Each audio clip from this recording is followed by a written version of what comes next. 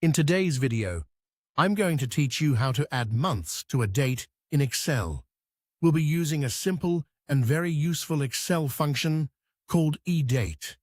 This function lets you add or subtract a specific number of months from a date, which is especially helpful when you're working with deadlines, contract dates, payment schedules, or any kind of month-based planning.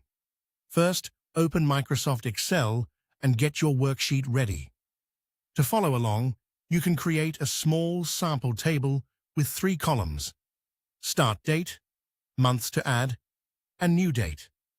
For example, you might enter a few dates in the first column and the number of months you want to add in the second column. This gives you a clear way to test the formula and see how it works across multiple rows. Next, enter your starting date in cell A2. Then, in cell B2, enter the number of months you want to add to that date. After that, click on cell C2, because this is where the calculated new date will appear. Now type the formula equals EDATE, open parenthesis, A2, comma, B2, close parenthesis. Then press Enter. Excel will calculate the new date by adding the number of months from B2 to the date in A2.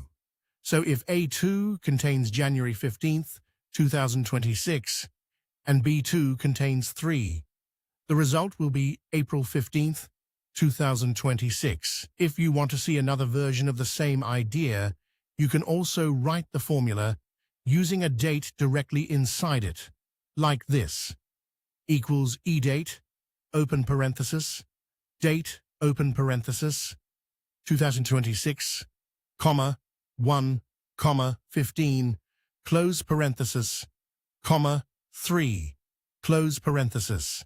That also returns April 15, 2026.